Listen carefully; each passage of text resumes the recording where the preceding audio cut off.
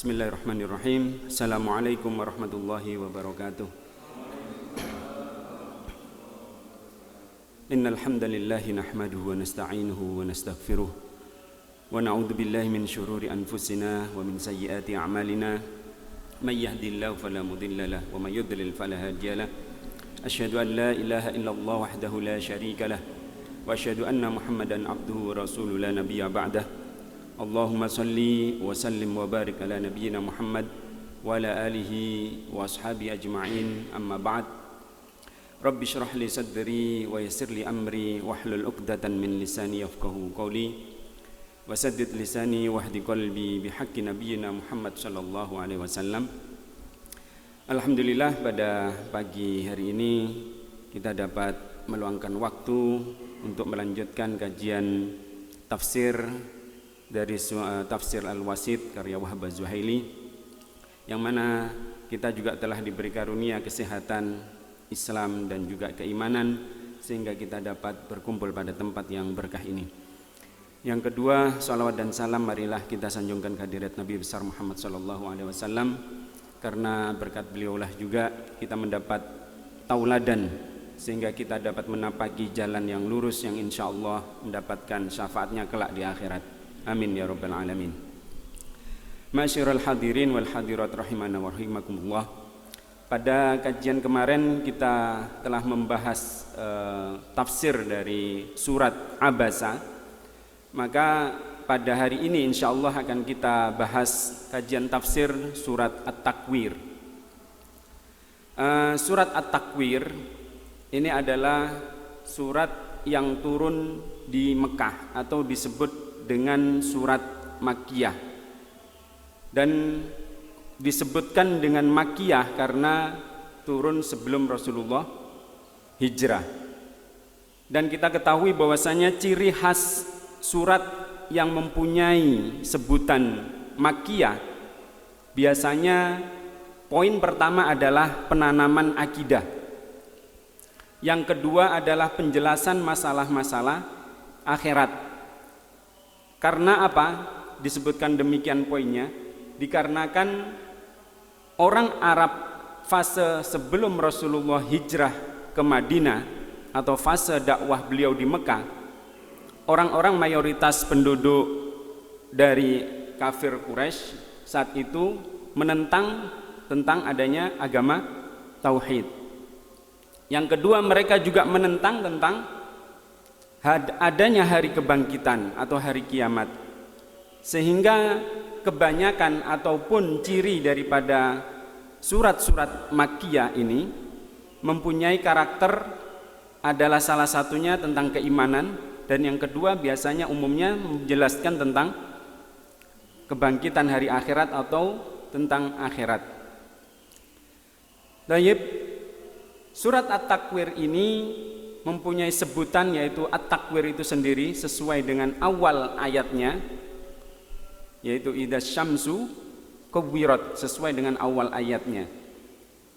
Dan surat At-Takwir ini mempunyai beberapa korelasi dengan surat sebelumnya, yaitu dari surat Abasa. Kalaulah di dalam surat Abasa itu dijelaskan bahwa akhir di ayat surat Abasa itu menjelaskan tentang kondisi orang-orang yang mengingkari tentang hari akhirat. Itu khususnya dari ayat ke-34 sampai ke-42, yaitu disebutkan fa idza ja'atis shakhah yauma yafirrul mar'u min akhi wa ummihi wa abi wa sahibati wa bani likulli imri'in minhum yauma idzin sya'nu yughni, hingga ulaika humul kafaratul fajarah. Ini adalah orang menjelaskan tentang orang-orang yang awalnya tidak mempercayai adanya hari akhirat, kemudian digambarkan bagaimana kondisi orang-orang yang nantinya akan dihadapi seperti apa kondisi di akhirat itu, dengan menyebutkan di sana orang-orang nanti akan menjauhkan dari orang tuanya, dari saudaranya, dari anaknya. Dikarenakan apa kemarin Bapak Ibu?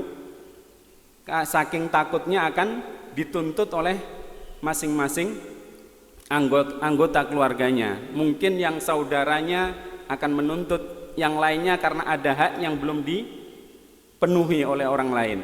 Atau orang tuanya, kenapa kok seseorang lari dari orang tuanya? Karena anaknya mungkin akan meminta pertanggungjawaban kepada orang tuanya karena belum diberi hak waktu di dunia sesuai dengan ajaran-ajaran agama. Demikian juga istri dari suaminya atau suami dari istrinya, yang masing-masing mengkhawatirkan akan dituntutnya mereka, akan dipenuhinya hak-hak mereka pada saat itu. Ini adalah gambaran tentang bagaimana hari kiamat itu dijelaskan dalam surat Abasa.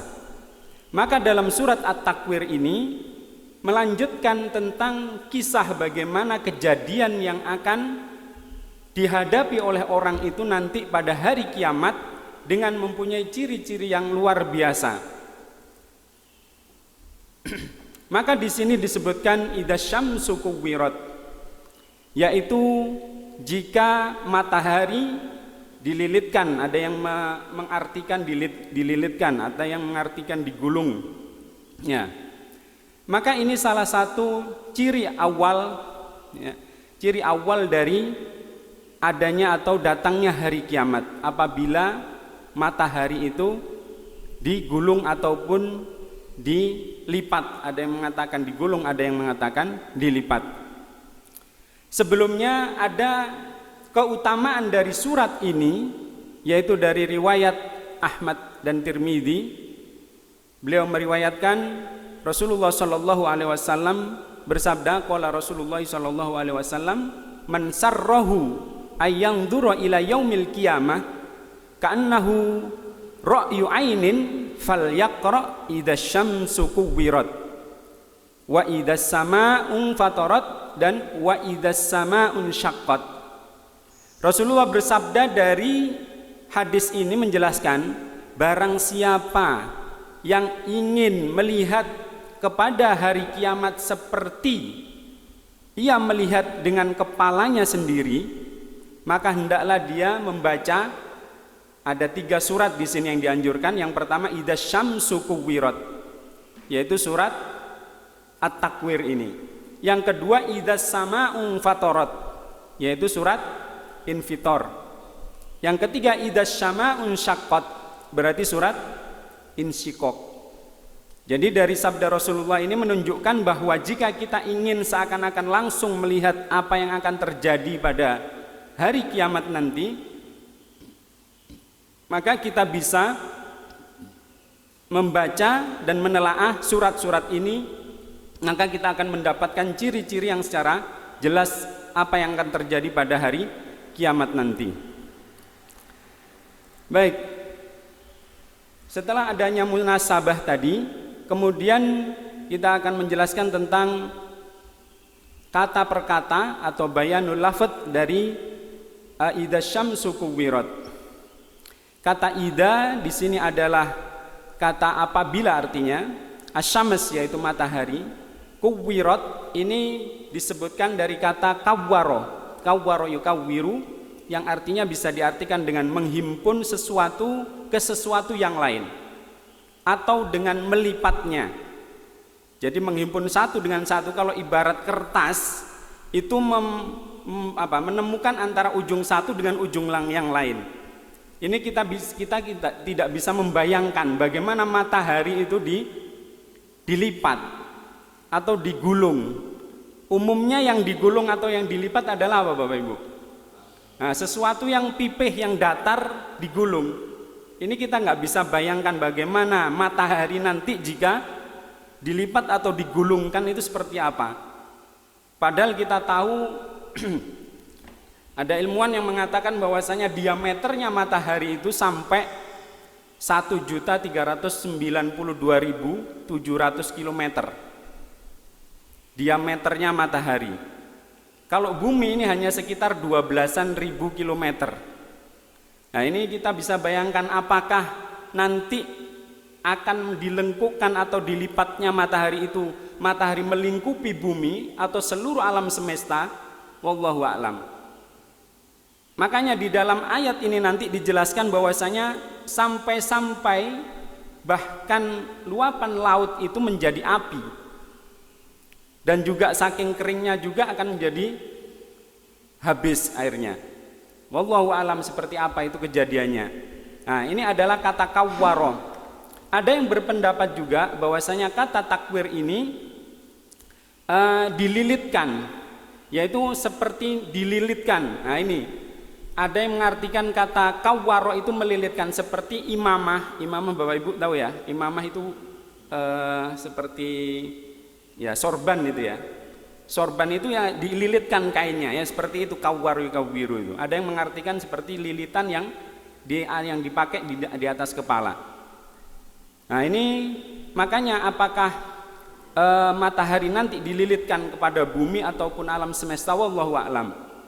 Maka di sini dikatakan dengan dililitkan dengan kata pasif, ini mengisyaratkan bahwasanya itu nanti akan terjadi dengan mudahnya. Saking mudahnya Allah menghendaki itu sehingga matahari bisa dilipat ataupun melilit, wallahu a'lam.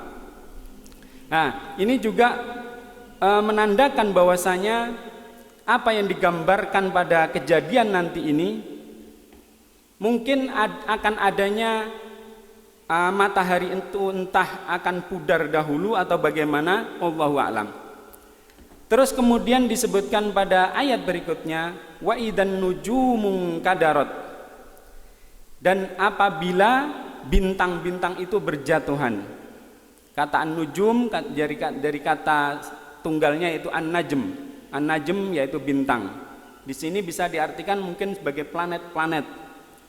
Ingkadarot terambil dari al-kadroh atau al-kudroh, yaitu sesuatu yang keruh terus kemudian hilang kecerahannya, jadi mungkin meredup begitu ya. Wa idan nujumun kadarot. Dan juga yang memahaminya dari kata ingkidar, yaitu berjatuhan, juga bisa diartikan dengan arti berjatuhan. Mungkin ini akibat tidak adanya lagi gaya yang saling menahan antara satu planet dengan planet yang lain. Kan masing-masing planet biasanya mempunyai gaya gravitasi saat itu. Mungkin dengan dihilangkannya gaya gravitasi ini sehingga yang terjadi an-nujumun kadarat, sehingga planet-planet ataupun bintang-bintang itu berjatuhan atau berguguran. Maka kita tidak bisa bayangkan juga apakah nanti saling bertabrakan atau bagaimana, karena masing-masing daya tarik dan daya tahan antar planet itu sudah tidak ada lagi. Terus kemudian kata suyirat, wa idal jibalu suyirat, dan jika gunung-gunung itu dijalankan atau dihancurkan. Kata suyirat ini secara bahasa berarti dijalankan, diperjalankan, dari kata saro yasiru. Saro berarti berjalan, idza suyirat berarti dijalankan.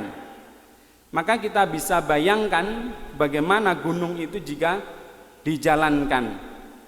Ya, sesuatu yang berjalan pastinya bergerak. Jika itu bergerak, maka otomatis di samping kiri kanannya akan terpengaruh tentang terjadinya gerakan tersebut. Nah, ini ayat ini menggambarkan keadaan gunung ini digerakkan dari tempatnya mestinya.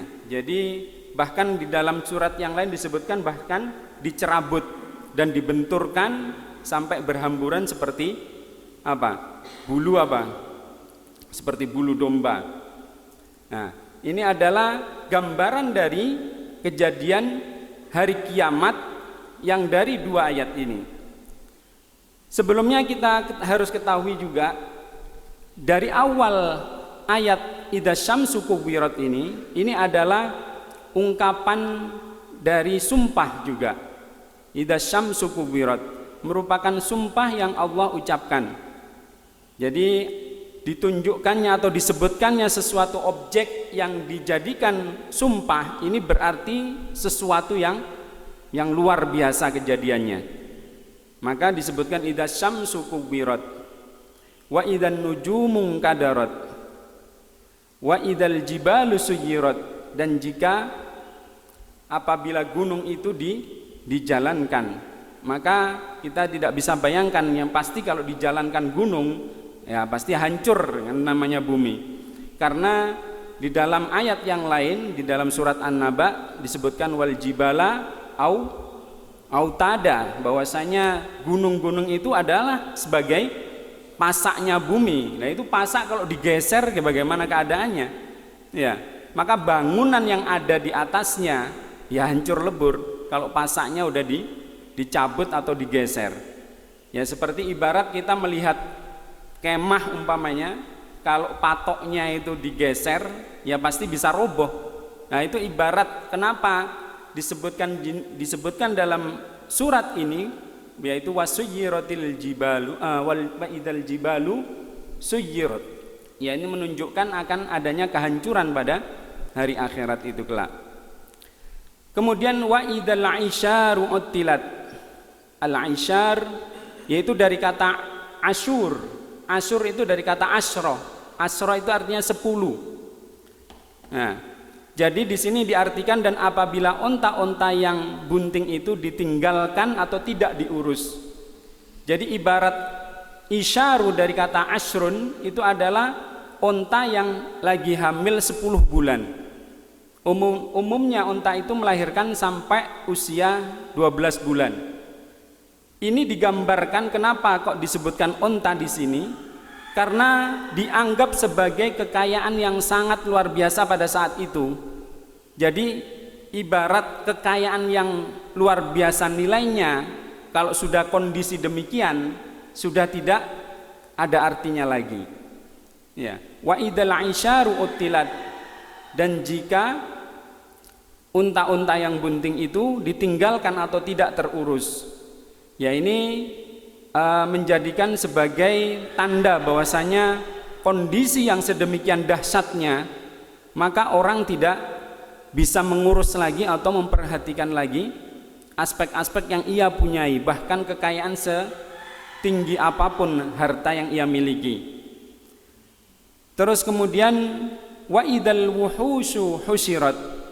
Al-wuhush di sini disebutkan sebagai dan apabila binatang-binatang liar itu dikumpulkan. Wa idzal wuhush. Wuhush berarti binatang buas atau binatang liar. Ini dipahami bahwasanya nanti akan dikumpulkan binatang-binatang yang buas itu. Ada yang menjelaskan bahwasanya binatang buas ini dikumpulkan di padang mahsyar. Ada yang mengatakan tidak pada masa perkumpulan di padang mahsyar, tetapi setelahnya bahkan. Karena apa? Karena di dalam sebelum dimasukkan manusia ke dalam neraka atau surga, nanti akan diadili juga yang namanya binatang itu. Hal ini identik dengan ayat yang berbunyi wa ma min dabbatin fil ardi wala ta'irin yatiru bi janahaihi illa umamun amsalukum ma farratna fil kitabi min syai' summa ila rabbihim yuhsyarun.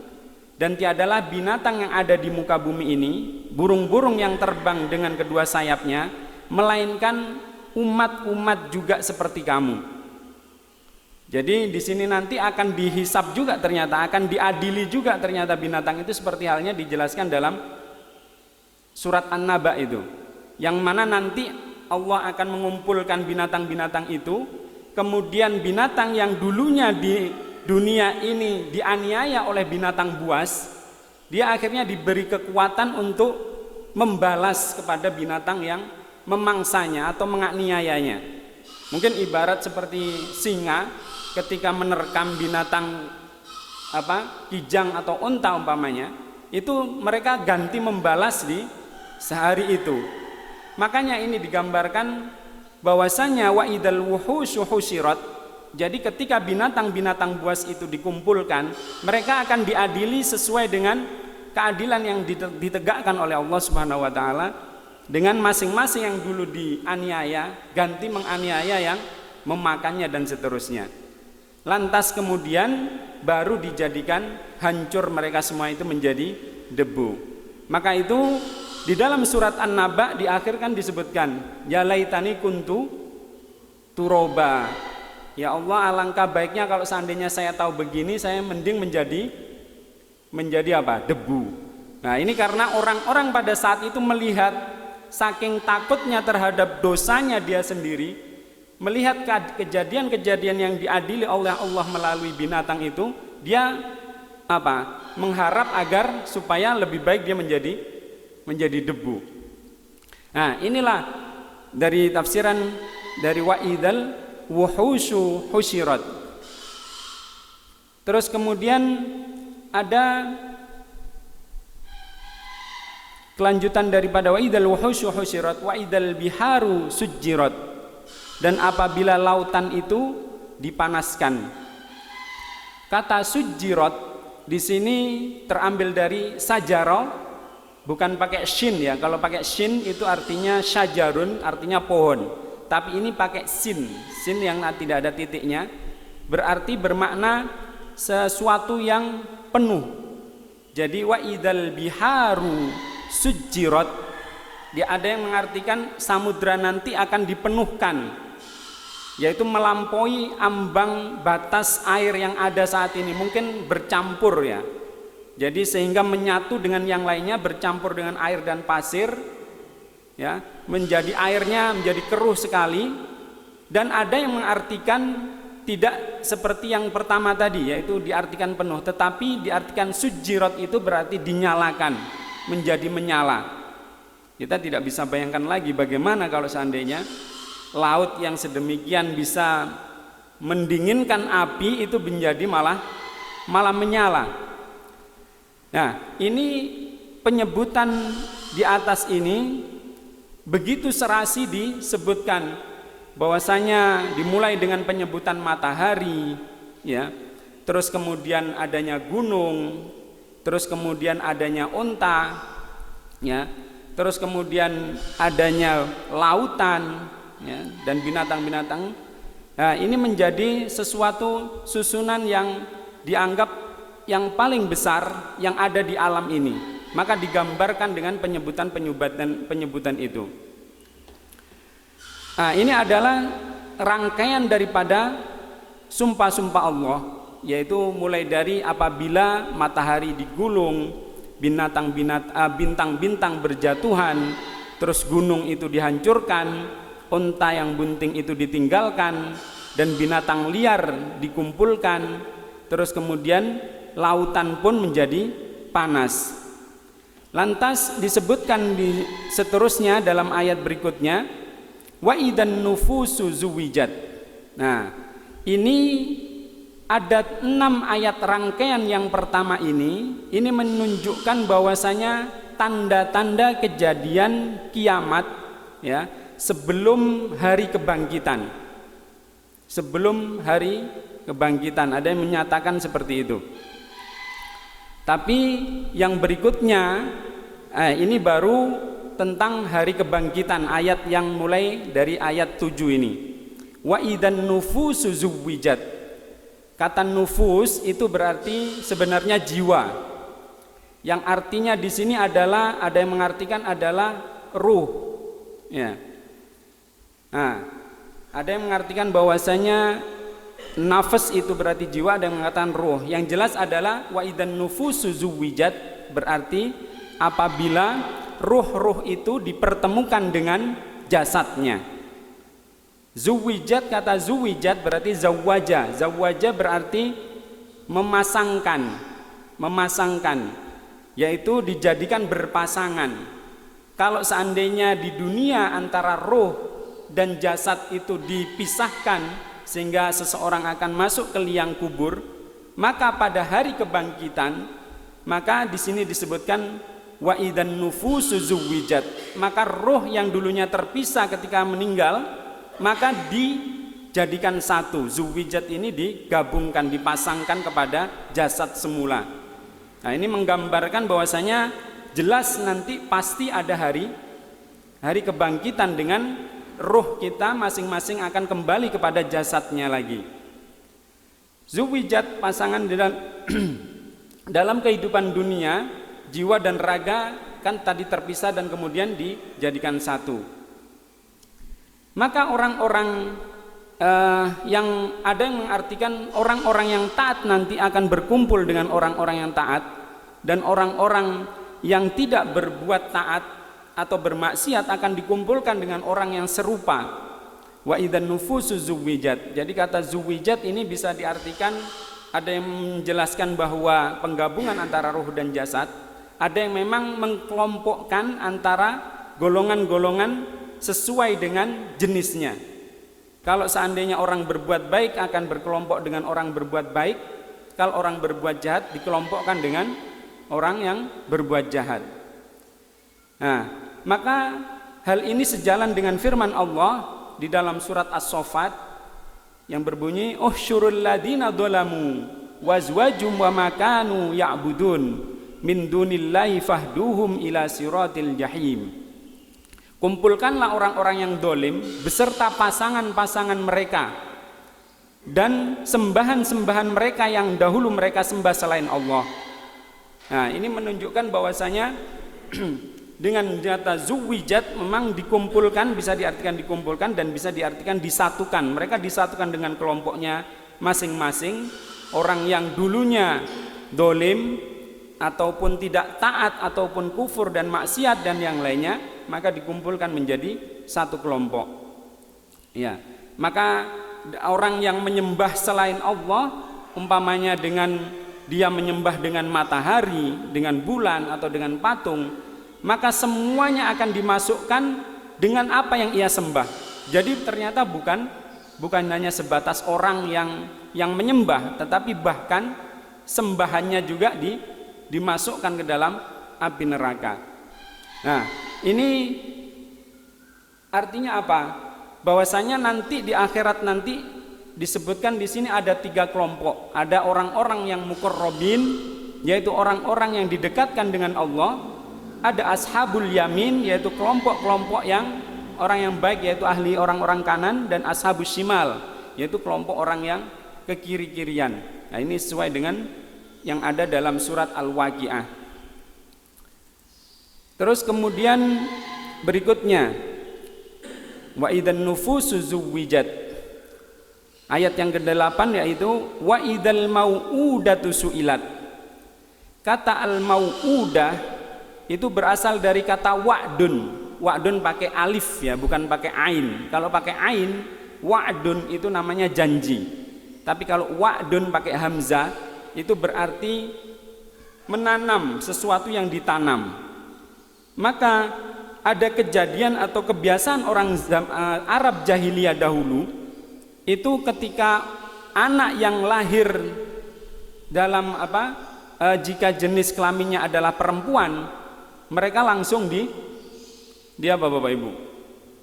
Dikubur hidup-hidup. Bisa bagaimana kita bayangkan orang yang baru lahir dikubur dengan hidup-hidup itu? Nah, jadi kata wa'dun ini artinya menanam hidup-hidup. Sementara ada ulama yang menjelaskan bahwasanya mau'udah itu hasilnya dari ada. Kalau dari kata wa'dun, waw, hamzah, dal. Kalau ini alif, dal, alif, ada, yang berarti menindih. Jadi sesuatu yang ditindih. Ya, artinya sama, yaitu sesuatu yang dikubur juga. Orang yang ditanam kan dikubur juga.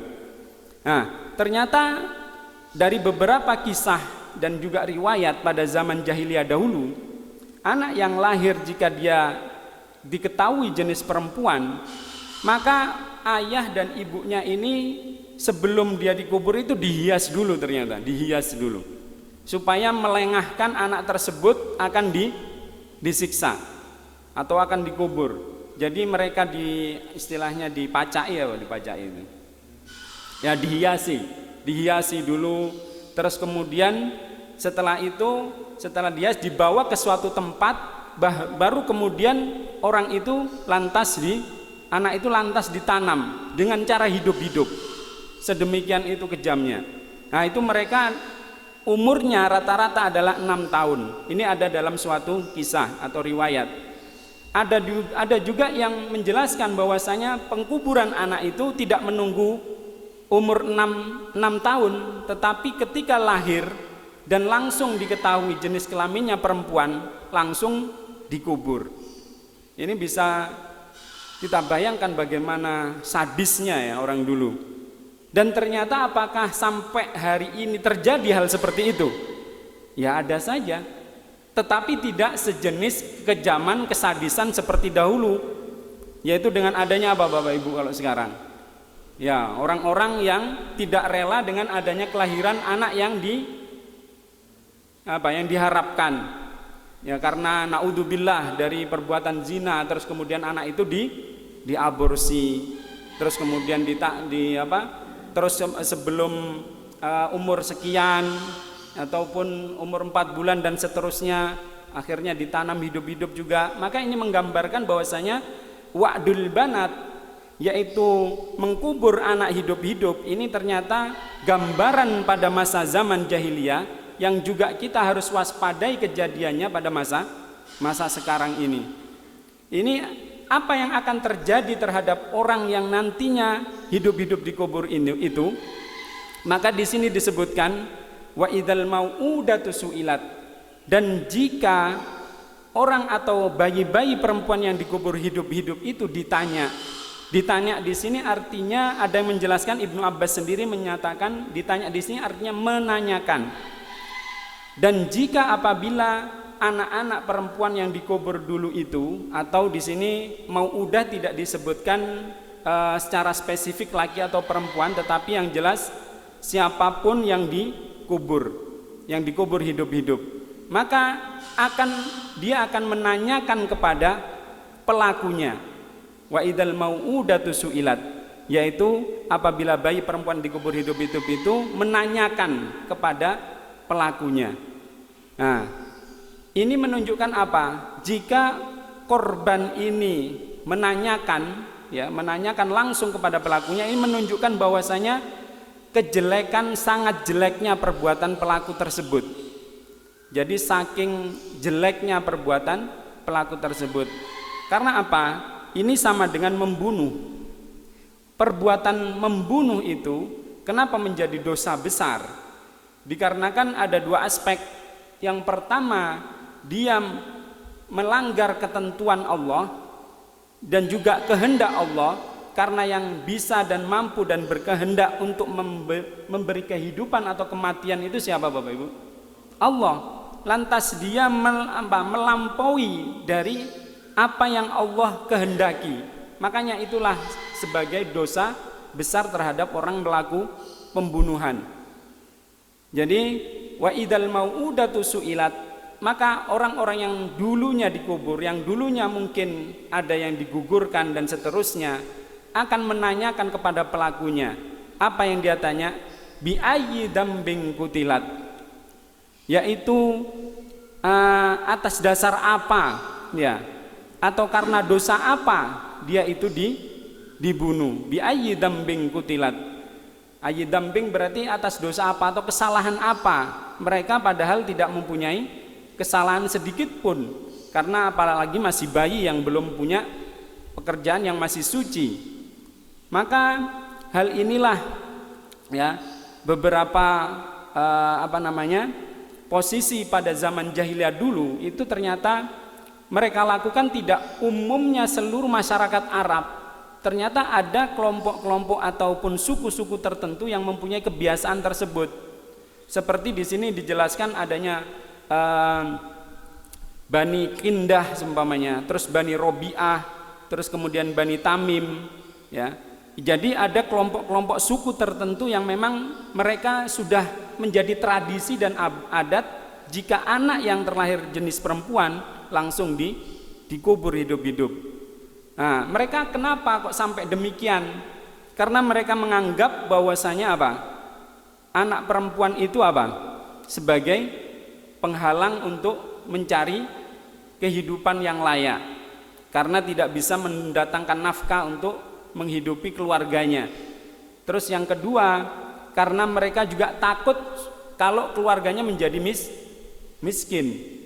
Nah, inilah aspek-aspek kenapa orang dahulu itu setiap yang lahir perempuan lantas kemudian dikubur ataupun dibunuh.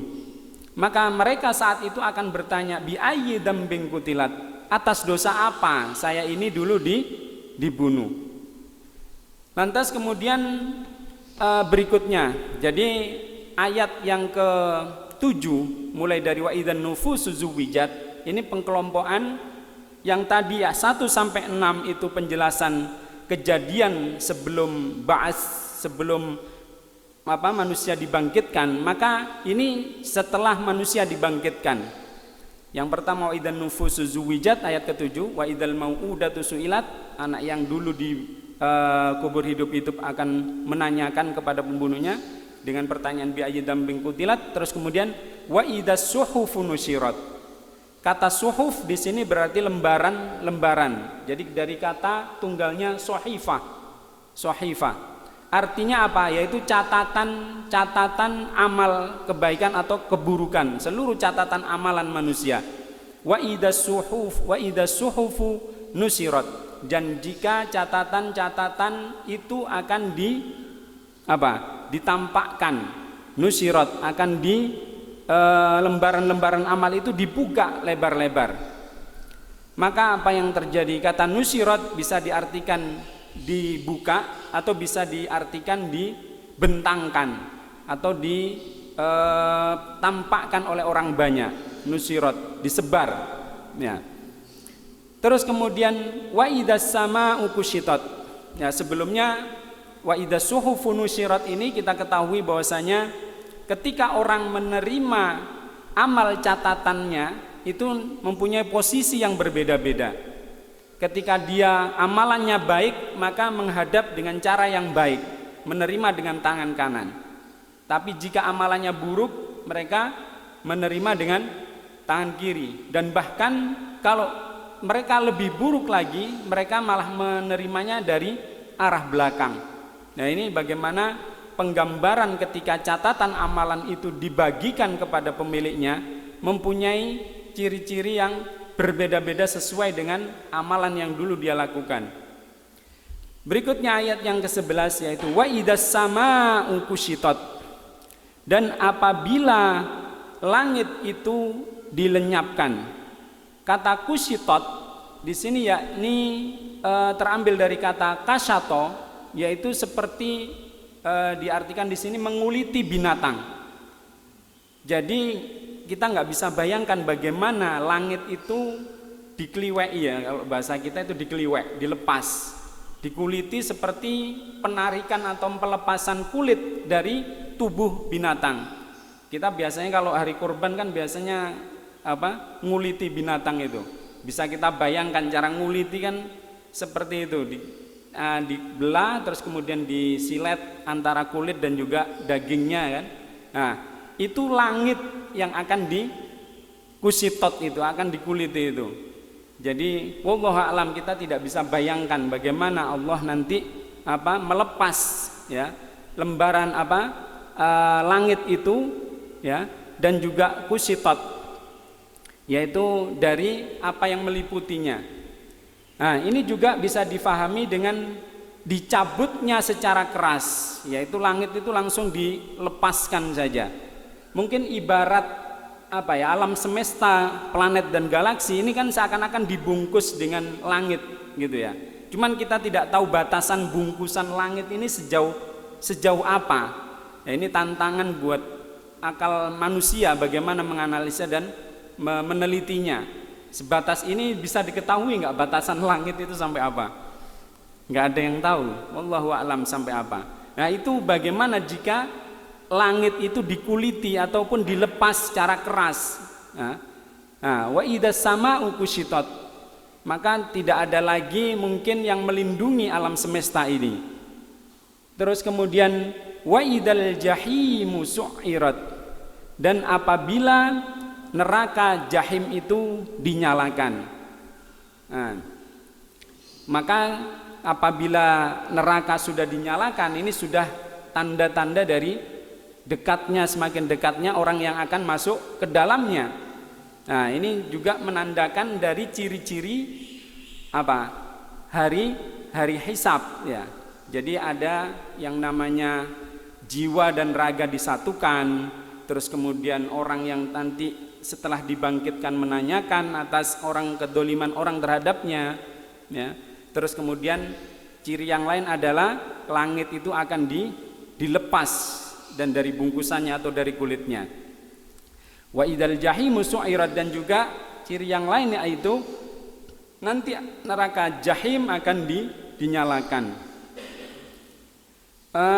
Di sini ada yang juga memahami ayat wa idzas sama'u kushitat, ya, sebelum wa idzal jahimu tadi, pada yaitu kata atau surat Al-Anbiya ayat 104, yauma natwis samaa katayyis sijil lil kutub, pada hari di mana kami lipatkan langit itu bagaikan melipat lembaran-lembaran buku. Nah, dilipat seperti lembaran buku. Ya Allah a'lam nanti apakah ya seperti buku seperti itu atau bagaimana, kan itu lembaran luas. Awalnya langit kan lembaran luas yang menyeluruhi seluruh planet dan galaksi. Terus kemudian di sini digambarkan yauma natwis sama katayyis sijil lil kutub, yaitu akan dilipat seperti lipatan buku. Terus kemudian ciri berikutan wa idzal jahimu su'irat, dan apabila neraka jahim itu dinyalakan. Kita bisa bayangkan yang namanya panas matahari itu, kalau hari biasa kemarau kita sudah merasakan gerahnya luar biasa. Nah ini kalau seandainya neraka itu sepanas apa kira-kira? Ya, karena panasnya matahari itu kalau sudah, padahal bumi sudah dilindungi bermacam-macam atmosfer, stratosfer, ionosfer dan yang lainnya, yang macam-macam itu aja masih ada kebakaran jika datang kemarau, ya, sampai hutan terbakar, terus ranting-ranting yang jika mengering itu terkena panas berterusan, bahkan orang pun banyak dehidrasi ketika ada melanda wilayah tertentu musim panas itu, bahkan mematikan banyak orang. Ini nggak bisa bayangkan jika wa idzal jahimu su'irat, kalau sudah neraka dinyalakan, nah, maka mungkin jarak ribuan kilo itu sudah pasti akan terasakan. Sebagaimana digambarkan surga juga demikian, jauh sebelum beberapa puluh hari jaraknya itu sudah bisa dirasakan. Terus kemudian dilanjutkan wa idzal jannatu uzlifat, dan jika apabila surga itu juga didekatkan, maka pendekatan di sini tentunya didekatkan kepada orang-orang yang ahli surga. Sebagaimana orang ketika meninggal, maka dia diperlihatkan apa janji-janji Allah yang akan dia berikan kepada orang yang melakukan amalan-amalan ibadah. Sebagaimana ini juga jannah itu uzlifat, yaitu didekatkan kepada orang-orang yang berbuat baik.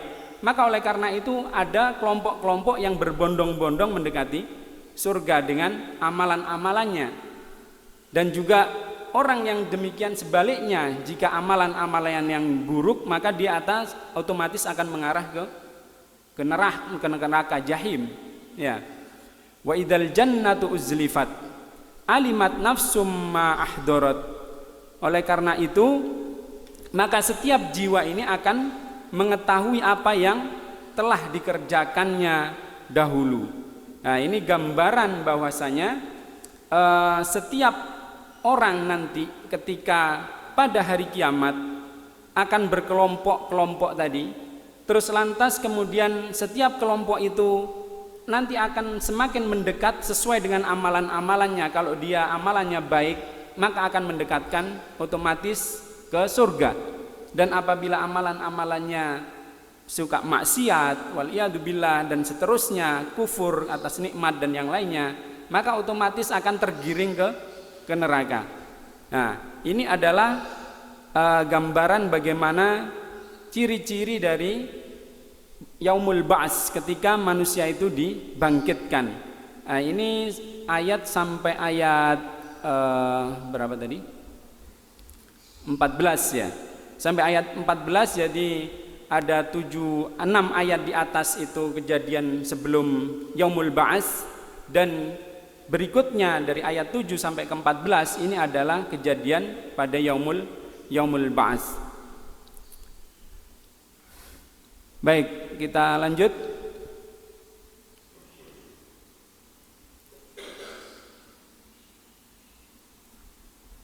Masih ada waktu Bapak Ibu?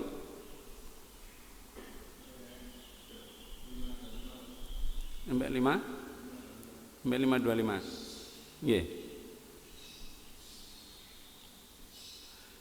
Berikutnya kita lanjut ayat yang selanjutnya, yaitu ini tentang sumpah untuk menetapkan kebenaran wahyu Al-Quran dan juga kenabian Rasulullah SAW. Ya. Di sini dijelaskan fala uqsimu bil khunnas. Fala uqsimu bil khunnas. Aku bersumpah demi bintang-bintang. Ya, fala uqsimu bil khunnas. Kelompok ayat ini membicarakan tentang Al-Quran dan juga Nabi Muhammad SAW yang menyampaikan keniscayaan akan datangnya hari kiamat. Seperti pada ayat-ayat yang terdahulu, maka di sini disebutkan aku bersumpah dengan bintang-bintang yang mulai menampakkan, yaitu saat terbit dan cahayanya yang redup. Fala uqsimu bil khunnas. Di sini ada yang mengatakan la di sini, bahwasanya aku tidak bersumpah dengan bintang-bintang yang menampakkan diri. Tetapi ada yang mengatakan la di sini bukan la nafiyah, tetapi la untuk qasam, untuk bersumpah. Bahwasanya saya bersumpah, ya, bahwasanya dengan bintang-bintang yang mulai menampakkan diri itu. Al-khunnas di sini diartikan sebagai bentuk jamak dari al-khonisah. Al-khonisah ini berarti dari kata khonasa, yakni yang tersembunyi. Ada yang mengatakan yaitu tempat persembunyian, ya. Ya, itu bahwasanya planet itu biasanya beredar dari orbitnya dan kita kadang melihat dan kadang tidak. Maka seakan-akan dia itu nampak dan juga kadang-kadang dia itu bersembunyi karena merotasi ataupun mengitari dari yang porosnya itu, mengitari dari poros yang ia kelilingi itu. Oleh karena itu kita kadang bumi berputar pada porosnya, terkadang melihat planet sekitarnya itu kadang tampak dan juga kadang tidak tampak.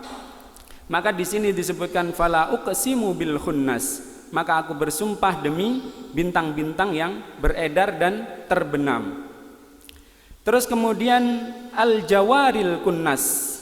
Kata al-jawar itu disebutkan sebagai al-jur atau al-jariyah, yaitu yang bergerak dengan cepat.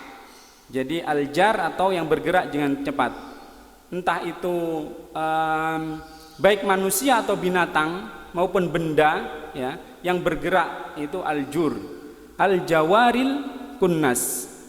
Kata kunnas adalah kata jamak dari kanisatun atau kanisah, yang artinya masuk ke sarangnya, seperti kijang yang masuk pada tempat tinggalnya. Nah, ini sumpah yang Allah sampaikan di sini, ya, bahwasanya fala uqsimu bil khunnas, ini menunjukkan sesuatu yang juga dianggap aspek yang luar biasa, bahwasanya disebutkan di situ bintang-bintang yang beredar dan terbenam, ya, karena kita ketahui bahwasanya aspek perjalanan planet yang mengitari mengitari sesuatu tertentu, ya, ada berevolusi, ada berotasi, itu ya. Ya, itu kan ada mengitari planet yang tertentu, ada yang berotasi pada porosnya. Nah, ini menunjukkan atas keagungan yang Allah ciptakan pada makhluk ciptaannya. Maka ini dijadikan menjadi objek sumpahannya. Kemudian al-jawaril kunnas, dan juga yang terkadang tampak dan juga terkadang juga seperti hilang, padahal tidak, tetapi itu adalah karena pandangan kita yang terbatas. Al-jawar yaitu bergerak cepat. Maka ayat di atas ini yaitu memperumpamakan benda-benda langit itu, ya, seperti kijang. Jadi seperti kijang. Saat ia keluar dari tempat persembunyiannya dia tampak, tetapi ketika dia kembali ke tempat sarangnya maka tidak terlihat. Nah, inilah makanya disebut dengan al-jawaril kunnas tadi. Terus kemudian walaili idza as'as. Nah, ini juga sumpah juga. Dan jika di sini walaili idza as'as, dan demi malam apabila telah larut. Kata as'as di sini ini rupanya merupakan kata yang mengandung aspek yang bertolak belakang. Ada yang memahaminya yaitu pergi membawa kegelapan, ada yang mengartikan datang membawa kegelapan. Jadi antara pergi dan datang membawa kegelapan. Ya, walaili idza as'as, dan apabila malam sudah mulai larut. Ya, mulai larut. Maka kata as'as di sini adalah semakin malam atau semakin masuk pada kegelapan malam. Terus kemudian walaili idza as'as was-subhi idza tanaffas. Ini juga sumpah Allah berikutnya, dan apabila subuh ataupun fajar itu telah menyingsing. Ya. Kata was-subhi jelas yaitu kata subuh, yaitu pagi hari ya. Mulai masuk fajar ya. Kemudian tanafas ini yang menarik. Kata tanafas ini secara bahasa artinya sebenarnya bernafas. Tanafas itu. Tetapi diartikan di sini sebagai apa Bapak Ibu? Was-subhi idza tanafas, menyingsing. Ya. Dan apabila ya subuh itu sudah menyingsing atau keluar masuknya nafas, kalau asli artinya tadi ya tanafas itu keluar masuknya nafas, maka ini diibaratkan seperti keluarnya cahaya dari kegelapan malam. Maka subuh itu datang ketika tengah gelap tiba-tiba muncul keluar sinar, maka itu disebut dengan fajar, ya kan? Ada fajar sodik, ada fajar kadib kemarin kan, ya. Nah, ini ketika keluar cahaya dari kegelapan ini maka diibaratkan dengan keluarnya nafas itu tadi. Dan apabila keluar cahaya itu sering dan dibarengi dengan angin dan juga keadaan orang yang seperti bernafas, jadi mengeluarkan terus kemudian dan juga pada malam harinya juga akan masuk lagi, seakan-akan tarikan nafas, maka itulah disebut dengan walaili idza as'as was-subhi idza tanaffas. Terus kemudian berikutnya yaitu innahu laqaulu rasulin karim. Kata innahu di sini adalah kembalinya kepada Al-Qur'an sebenarnya. Innahu laqaulu rasulin karim.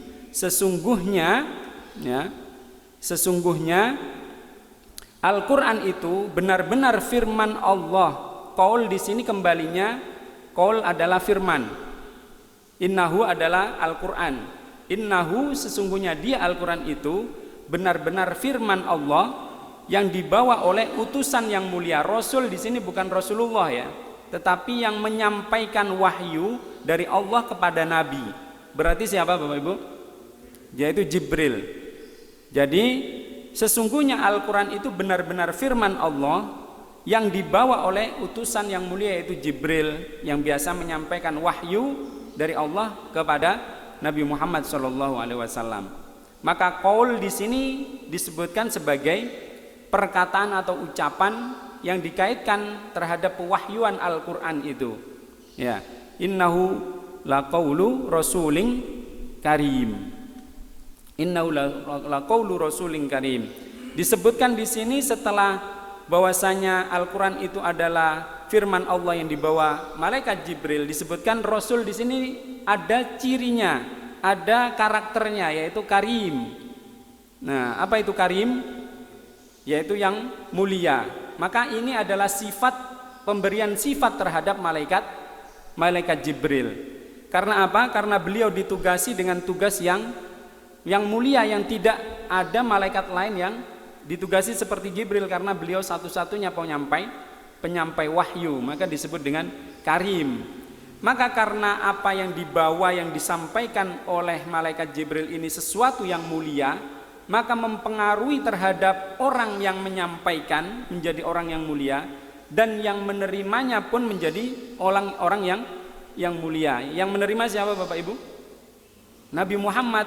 Maka Rasulun Karim, Rasul juga karim, yaitu Nabi pun menjadi seorang yang mulia karena aspek Al-Quran yang diterima oleh Rasulullah Muhammad SAW.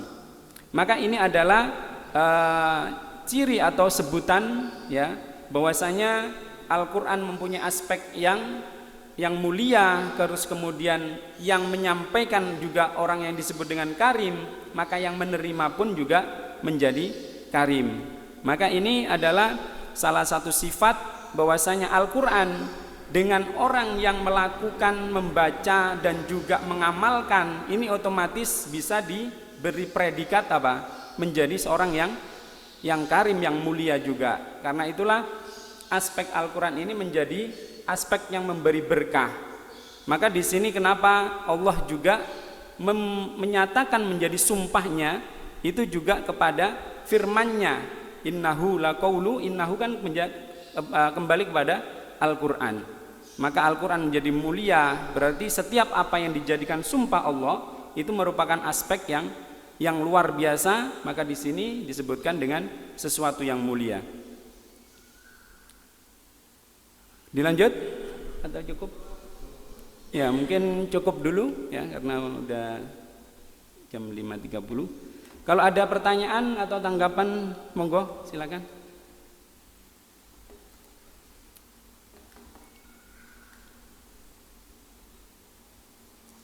Wonten Bapak Ibu? Cekap ya? Baik, kalau seandainya nggak ada pertanyaan, mari kita tutup dengan doa. Mari kita berdoa semoga apa yang kita kaji pada hari ini menjadi amalan kita, menjadi amalan jariah hingga akhirat kelak. Dan semoga kita selalu diberi kelancaran kesehatan, kelancaran dan keberkahan dalam segala aspek. Al-hadiniya wal kulli niyatin salih al-fatihah. A'udzubillahi minasyaitonir rajim. Bismillahirrahmanirrahim. Alhamdulillahirabbil alamin arrahmanir rahim. Iyyaka na'budu wa iyyaka nasta'in. Ihdinas siratal mustaqim. Siratal ladzina an'amta 'alaihim ghairil maghdubi 'alaihim waladdallin. Amin. Alhamdulillahirabbil alamin hamdan na'imin hamdan syakirin hamdan yuwafi ni'amahu wa yukafi mazidah. Ya Rabbana lakal hamdu kama yanbaghi li jalali wajhikal karim wa 'azimi sultanik. Allahumma salli ala sayyidina Muhammad wa ala ali Muhammad kama sallaita ala Ibrahim wa ala ali Ibrahim fil alamin innaka Hamidum Majid. Allahumma innaka ta'lamu anna hadzal qulub qad ijtamat ala mahabbatik wal taqat ala ta'atik wa tawahhadat ala da'watik wahid ma ya rabbal alamin. Allahumma anfa'na bima 'allamtana warzuqna 'uluman tanfa'una. Rabbana zidna 'ilman warzuqna fahma. Allahumma anta rabbana la ilaha illa anta khalaqtana wa nahnu ibaduka wa nahnu ala ahdika wa wa'dika mastata'na na'udzu bika min syarri ma sana'na nabu'u laka bi ni'matika alaina wa nabu'u bi dzunubina faghfir lana fa innahu la yaghfiru dzunuba illa anta. Rabbana la tad'a lana min maqamina hadza dhanban illa ghafartah wa la hamman illa farajtah wa la maridan illa syafaitah wa la taliban illa najahta wa la daynan illa qadaitah wa la hajatan min hawaijid dunya wal akhirati illa qadaitah wa yassarta ya rabbal alamin. Allahumma adfa'na al-wala wal waba wal fahsya wal zalazil was suyuf al mukhtalifata wasyada'id wal mihan wal fitan ma dhahara minha wa ma batan min makanina hadha khassah wa min amkinatil mu'minina amma innaka ala kulli syai'in qadir. Rabbana taqabbal minna innaka antas samiul alim wa tub alaina innaka antat tawwabur rahim. Rabbana atina fid dunya hasanah wa fil akhirati hasanah wa qina adzaban nar. Subhana rabbika rabbil izzati amma yasifun wa salamun alal mursalin walhamdulillahi rabbil alamin. Mari kita tutup dengan khitamul majlis. Subhanakallahumma wa bihamdika asyhadu an la ilaha illa anta astaghfiruka wa atubu ilaik. Terima kasih dan mohon maaf. Assalamualaikum warahmatullahi wabarakatuh.